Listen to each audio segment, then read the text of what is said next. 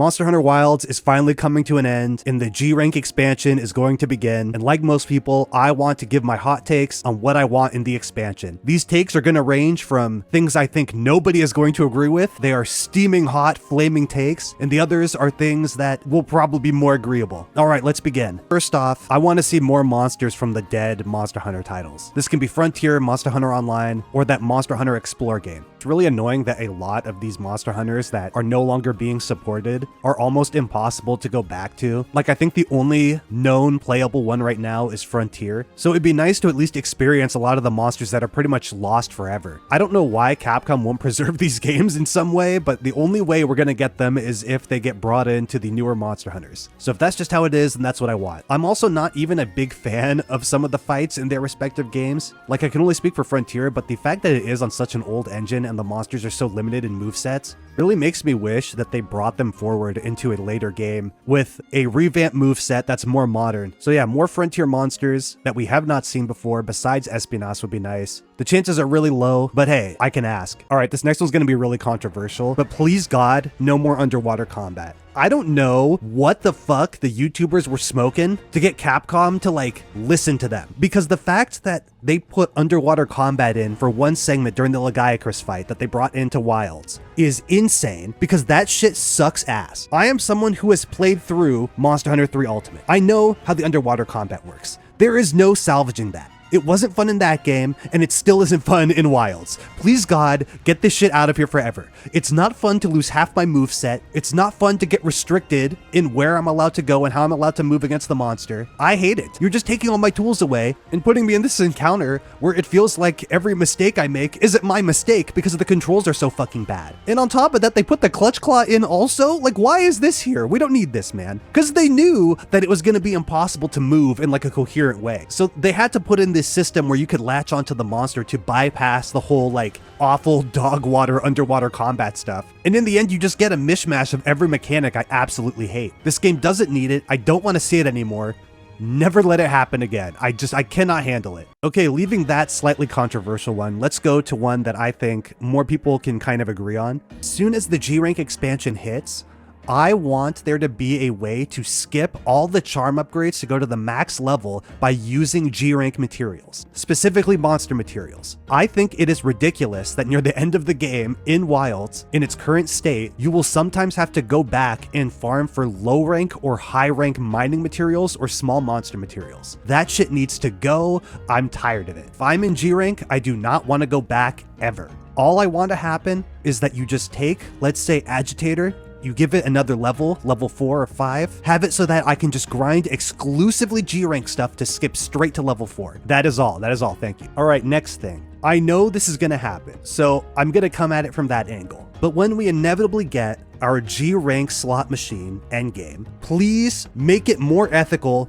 than what I had to deal with GOG Mazios. This is the most like bizarre thing that they're doing, where you have this endgame where you have to basically spin a slot machine to get a ton of buffs on your weapons. But the way they have it set up is almost like more unethical than most gacha games. Like, if I have to roll for several traits on a weapon and I get one of those traits but not the other that I want, why can't I just lock the trait on the weapon? Why do I have to re-roll it several times over in order for it to actually give me what I want? It's ridiculous. And look, I think GOG Mazios is a fun spectacle fight. What I do mind is having to do it 200 to 300 times just to make all the elemental weapons that I need to play the game. Like, you're actively encouraged in Wilds to make several weapons because of their weapon swapping system, but then they make it fucking horrible to do. Why?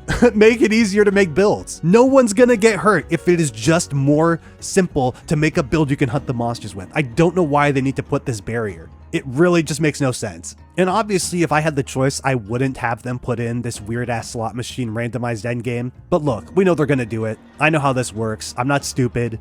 Just make it bearable, I beg you. All right, let's continue with another one that I think is gonna be really controversial. For all the new maps that they make, including whatever endgame map they come up with, please make them smaller. I appreciate that they want their vision of a full, open, breathable, amazing world, okay? But dude, these maps are way too fucking large. I feel like half the time when I play them, I'm just running to the monster on a sacred on autopilot. It's really frustrating. It doesn't need to exist. I genuinely don't understand why it is this way. Like, just let me get to the monster faster. That's all I ask. Like, there's a reason why I'll always prefer the arena quests over any of these fucking quests that they keep putting in, where I'm just fortunate enough to run across the sandy plains of the Anus Desert to go fight a monster 300 million years away from me. Also, please, for the love of God, stop putting insane slopes and ledges on your terrain. It is the most infuriating thing, fighting a monster, especially on the higher levels where they can really take away a lot of your health. And I find myself slipping and sliding down slides and ledges and getting caught on ledges and basically like falling off and doing the wrong moves because the monster just happens to go toward a ledge because of how random it is. It really sucks. I'm getting so frustrated by it just talking about it. There are a lot of great fights in the game. I really, really like Wilds, but dear God, when something happens like that just feels like, man, they put me in a hunt where a monster can deal 2/3 of my health if I make a mistake,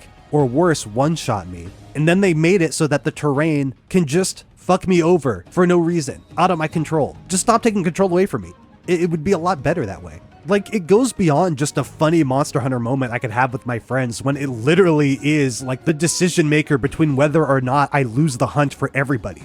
You know what I mean? Like, that feels like really shit. So yeah, overall, give me a smaller map with better terrain and I will love you forever. All right, great. Okay, here we are. The last one. I've saved the best for last. This is gonna be the hottest take you will ever hear from anyone talking about the Monster Hunter Wilds expansion. This is gonna be so flaming hot and steamy that you may have to hold on to your pants because you might get a little too angry from hearing this. I think we are finally at a point where it is reasonable to ask, Monster Hunter team, make the Monster Hunter health visible with an option. So by default it's off, and let me have the option to turn it on so I could see what the monster's health is. No, okay, pitchforks, put the pitchforks away. Wait, no, hear me out. I think we're hitting a point where there is like no reason why I shouldn't know this information. There's always been ways of understanding when the monster was close to dying. There used to be like heartbeat monitors all over your screen where like the monster's breathing would change or something based on if it's capturable or not. There was like the skulls that come up over the monster when it's capturable. Even though, yes, I know people say that it breaks the immersion, but like it's still really useful information to have. Like just look at the damage numbers. You can disable them if you want to have the older Monster Hunter look. You can turn them on, but simple if you just want to have clean numbers to get an idea of how much damage your build is doing. Or you can make them super precise if you want to do really precise math on how much damage your build is doing.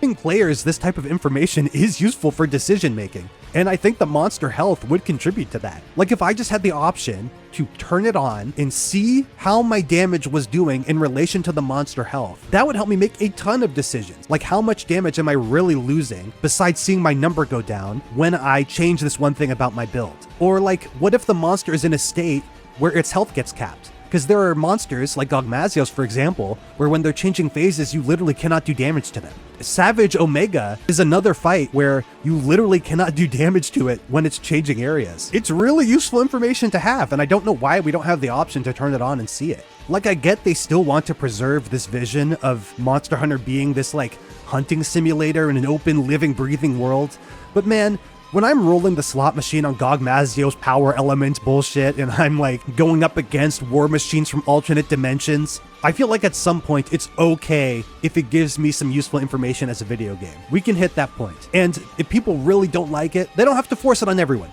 Completely optional, doesn't matter. I'm not even asking for like a damage meter, literally just a health bar. That's it. It would not change anything if you could just have it off by default. Making it clear there's almost like no reason to just not tell players how this works. Anyway, those are the main things that I want for the Monster Hunter Wilds expansion. I didn't necessarily capture all my insanely controversial Monster Hunter opinions, but I think that's a good taste of it that most people can agree on and discuss leading into summer when we get the official announcement trailer for the Monster Hunter Wilds G-Rank DLC. I've been your mom, and you're watching Disney Channel.